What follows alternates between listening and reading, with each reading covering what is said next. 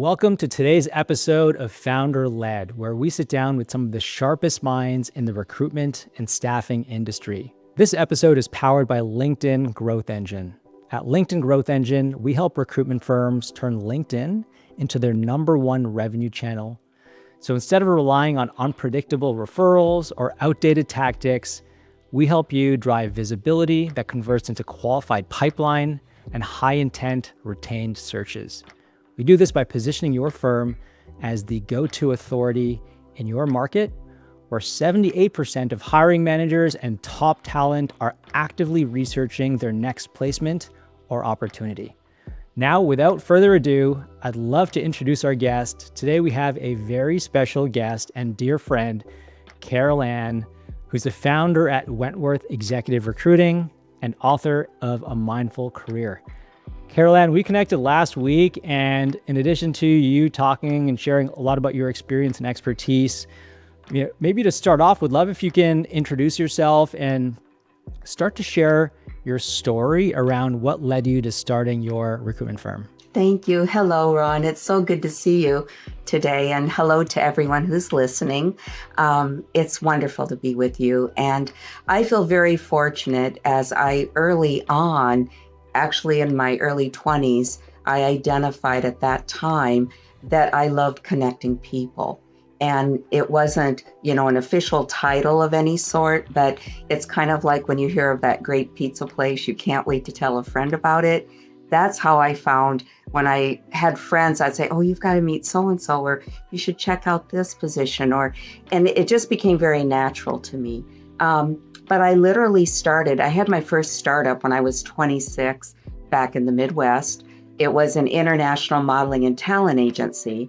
And it came about because I had been a talent, and would go into my audition calls, and I would look around and I saw the way people were treated. It was always a number, and it was getting in and out fast. And in that moment, I thought, if I had my own firm, I know how I would treat people differently. I could go in and sit with an engineer, and I loved hearing how they built something. And so that's where I really learned the skill of retained search. Okay, wow, what a career arc. That's incredible. So since you've been mindful about mindful career coaching and placement over the past decade or so, I would love if you can talk a bit about what that means to you, and also like how this has evolved over the past decade. It looks like even in just the past, 3, 4, 5 years, there's been a proliferation of, technology businesses and companies, whether it's, meditation apps or others that are more mindful and thoughtful and intentional around helping people show up as their whole selves, like encouraging that inner work to be done. So yeah, I would love if you can talk a bit about like, what does mindfulness mean to you, and what does that evolution look like in the hiring space over the past 5-10 years? I do all the legwork. I want to know everything about you as a client. I want to really get a feel for your culture, so I'll go meet you. Especially in the Bay Area, I can drive in. I live in Marin, so I drive over the bridge, and I want to see what the atmosphere is like, what the culture is like, who this person's going to be working for, so that I can better align the candidate's personality with that hiring manager and or the CEO, or the vision of what the company wants to do. This person, I am so grateful for the candidates I get to work with, because I really want to level up for them. If they're giving me their time and they're looking for a new career, I want to hit everything they're looking for, or at least 90% of it. And then the same with my client. And so for me, the mindfulness piece is really about listening and hearing what they're asking. And that's both the client and the candidate. And then also, if there's any wiggle room, it might be a free lunch, or parking. My point is that I want to meet halfway with both the client and the candidate. And so it becomes a much deeper conversation. Okay. And are you seeing, again, it's a tough job market these days, right? So sometimes candidates don't have a lot of opportunities to pick from. But that being said, are you seeing that candidates are they placing higher importance on the environment they're going to be working in, and that it's going to be like supportive of their, of course, they're going to need to be, professional and be high performing in their role? I really ask my candidates to do a brain inventory of thoughts around this whole conversation, because what ends up happening, let's say, for example, they really want to have a designated path on how they come in and can they be in a management level in 5 years. I want you to explore with your thoughts what that looks like. And then if I think it's, and I'll talk to you about it, if it's realistic, especially if I know the client well, I'll go back to my client. I really will, I'll hear what you're asking, and then I go right to the client. I don't spin anything. Either they can or they can't. Most times, if they really like a candidate that I have and there's wiggle room, they will meet them with those requests and put a plan together. Okay. And I know you have this unique methodology, and I think a multi-step process as part of your hiring approach. Can you share some of the details on what that entails? What value are you going to bring? So while that sounds very probably simple, it's more detailed than you can imagine, because I have literally worked in those corporate HR places where they said, well, if it's close, just send them in. I don't believe in close. I believe in 99%. And then that 1% they can grow into. I know it will help grow their company or team. And I don't take that lightly. When someone believes in me, we'll go the 110% to find those people. Yeah. Can you think of, is there like a story, I'd love if you can share maybe a story that might come to mind where on paper, maybe traditional data points didn't really tell the full story, but there's something about a candidate in the qualitative, maybe the things that didn't show up on paper that you observed that ended up being a differentiator or really good fit to the hiring manager that they're maybe a bit surprised by because they didn't see it again in that profile that maybe came through? Any stories come to mind there? So they had needed a senior project manager. And this goes back 7 years because the gentleman is still there and he's just thriving. And I had met him through LinkedIn, and he was actually someone that designed, he was an architect, but he was a project manager builder. And he had designed all the Williams-Sonoma stores. He did the flagship store here in Union Square, which is gorgeous. He had reached out to me because he saw my post, and he said, Carol Ann, I'd love to come over to the commercial side, not just doing, because he was flying all over the country doing these stores, and he loved what he did. So I said, I got to meet with you, Tom. Let's go have coffee. So we did, and he actually loves to tell the story because we had met for Phil's Coffee here in Marin. And we spent like 3 hours, Rohan, and I knew his personality was a fit. I knew his passion for what he did would fit. There were the skills in terms of how he ran projects fit. What was unique is that he was an architect project manager as opposed to your typical project manager doing TI in San Francisco. So I just had this gut feeling he needed to meet. And of course, he had to get up to speed on some of the commercial pieces from the other side as a builder. However, here was the key thing. A couple years ago, my client had been awarded the TI for the Warriors basketball stadium in San Francisco. Wow. What does TI stand for, real quick? Very good tenant improvement. So they might get a huge, well, like in this case, they got the 16 luxury offices and skyboxes. And so Tom went in with Craig and the team, and he had his tablet and he started sketching. He was visualizing, and they end up winning the bid. And they designed, I just got goosebumps again. So it's those kind of nuggets that happen, and my people stay. And that's the other thing. If I do what I do well, it's about career growth and a mindset growth.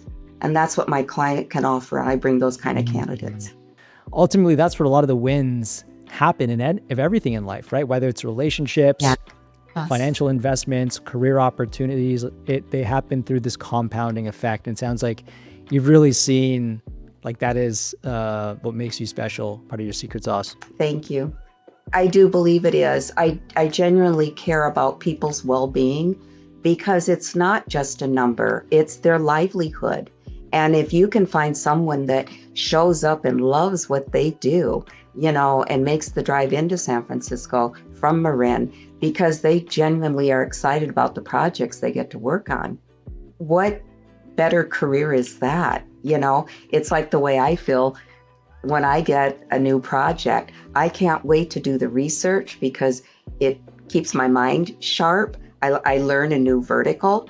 And I have placed in about every vertical you can imagine, from medical doctors at a medical startup that had to speak 3 languages and had a startup, all the way to cancer research scientists, to the commercial building and renewable energy. I can get up to speed because I've done it so long, and I have an amazing network here in the Bay Area. What can they do if they're trying to attract top talent that is maybe just passively looking? What are the things they can do to really differentiate themselves, go a bit above and beyond to stand out and show a candidate that they're serious? The number one thing is, if you're interested in a candidate, stay with them and timely get back on a time frame, get back to them and honor their time. Because chances are, if they are a very good candidate, they're interviewing with several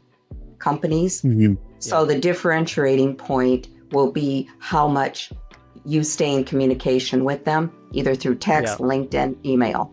I was just coaching a young lady that graduated from the university here in San Francisco, tremendous media gal. And I just said to her, I said, Gemma, find something of your work that you did in college that represents that media, because she's very creative. I want to help her find that career. But she did. She put up a beautiful piece, and she told me she's getting more engagement. Because when a search firm or a recruiter, especially if they're more junior recruiters, they're going to go through hundreds of profiles fast. It's going to take something to jump out, for them to engage with you. So I think your personal brand is big, and make sure it carries through on, Instagram or Facebook. I'd also say for candidates, just to clean up your Facebook a little bit and just be mindful of what that looks like to people.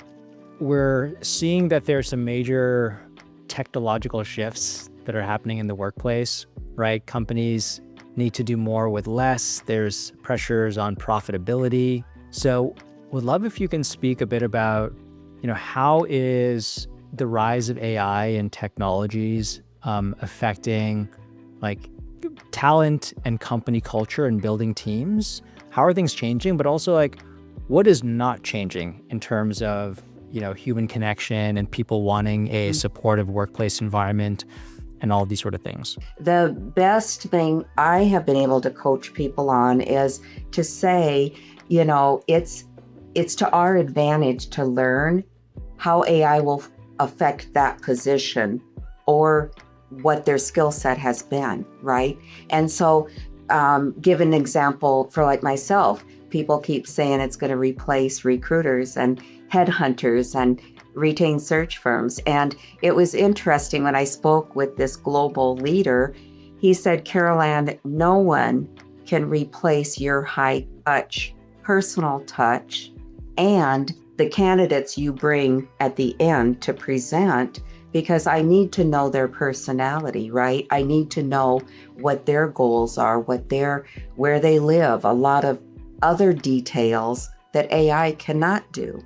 And so I personally started using AI several years ago in my position and really just embraced it. Can't say I liked it at first, but I also thought I need to speak from truth.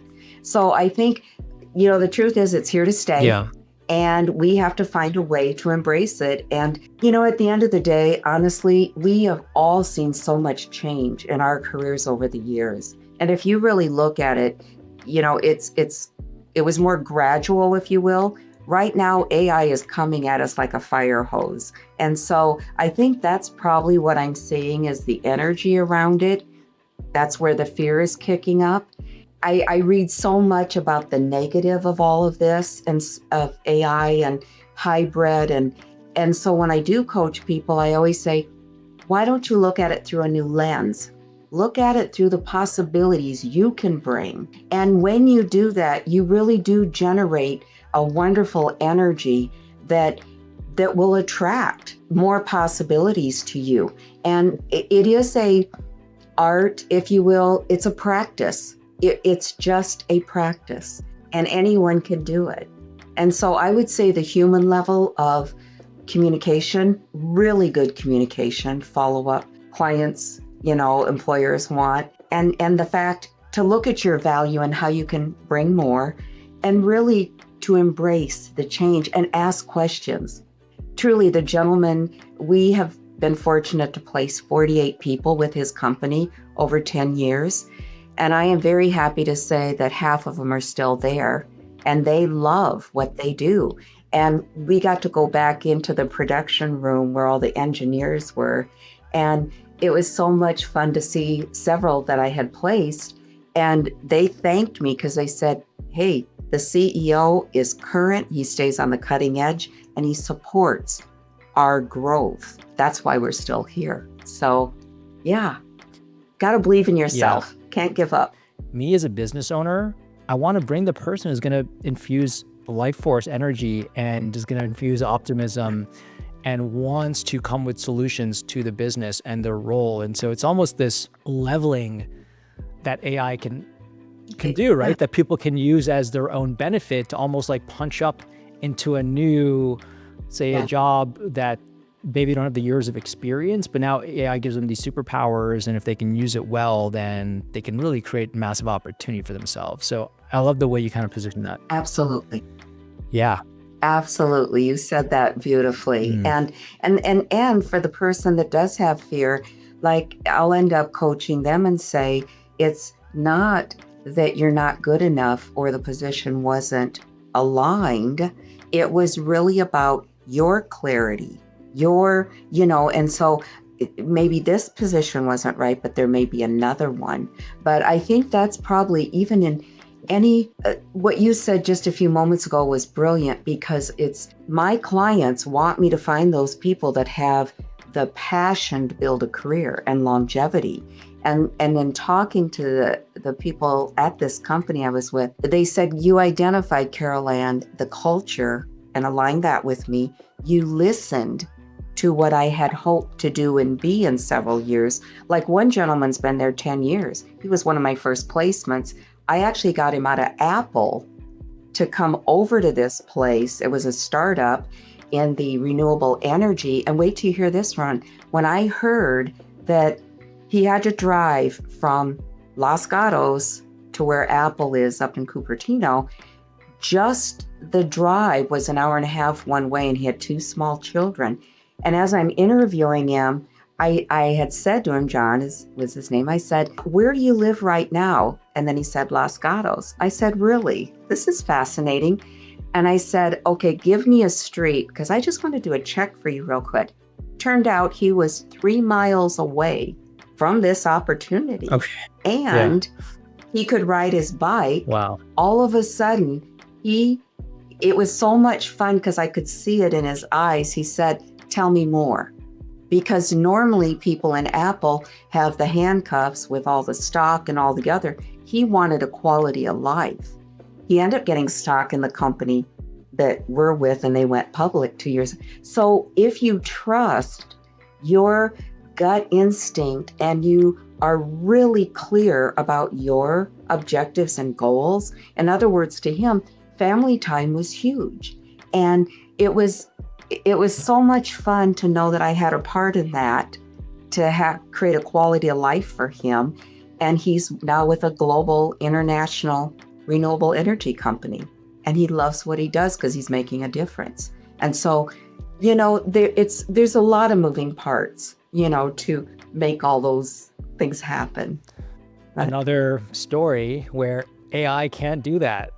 They can't, have these lateral connections that get to be made based on all the information and companies and your familiarity with this region, all the companies that are hiring. So yeah, that's just a great story to illustrate the human touch and why that's, always important. Not going to go away. Right. Yeah.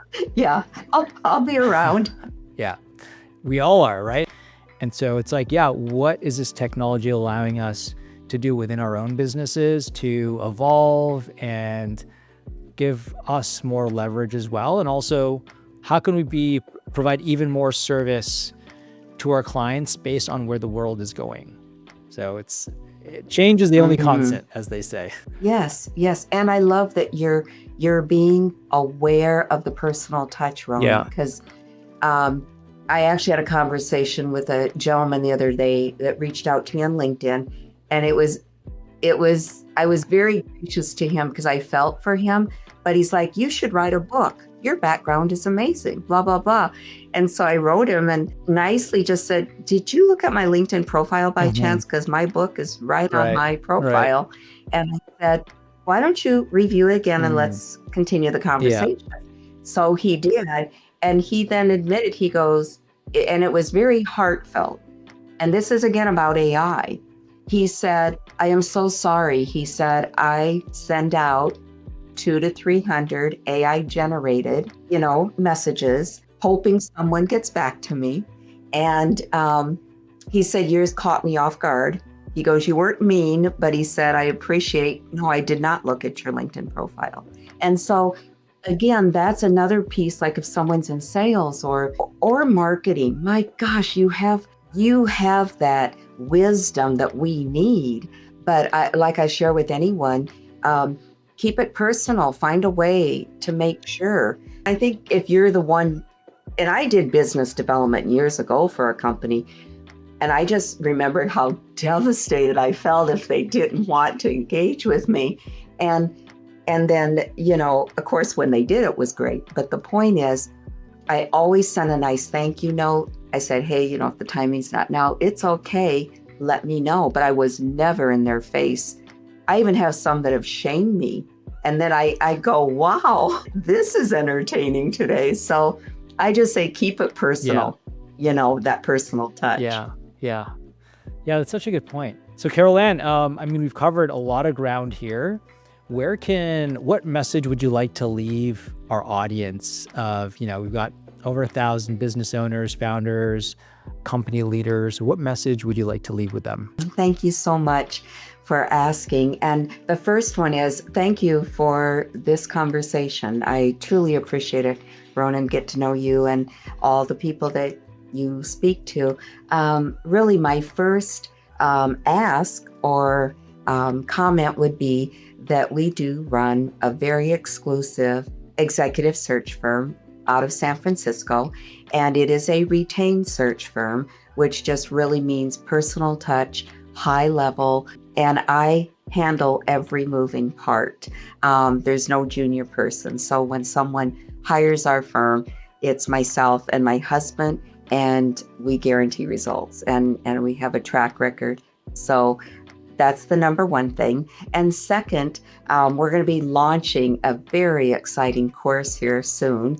And it's going to come, it's for people in transition, looking for a new career. And it's called Mindful Career Mastery, Unlocking the Code, Mind, Body, Soul. And we're going to have 3 offerings. One is a one-on-one coaching with me.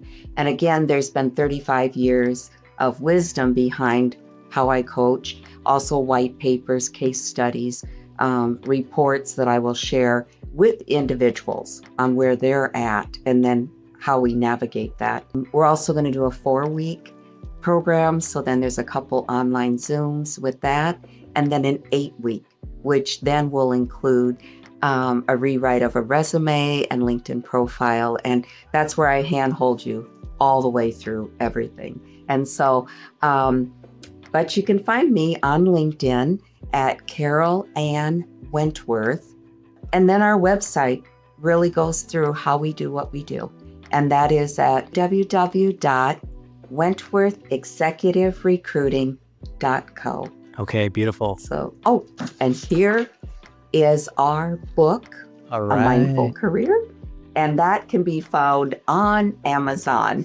And so, and those come to you right away. And that's a roadmap of years of experience. And it actually covers AI. We were ahead of it when we wrote this a couple of years ago. We did a lot of research on how to be mindful about AI. Yeah, I love that. And so we'll include your email, your LinkedIn profile, the website, a link to the Amazon page for the book in the show notes as well, so folks have quick and easy access to that. Caroline, thank you so much for joining today. It's been a wealth of information, and thank you for being so generous with your time. And I'll see you again soon. You betcha. Thanks a million. Nice to meet you, You Rohan. too. Bye-bye.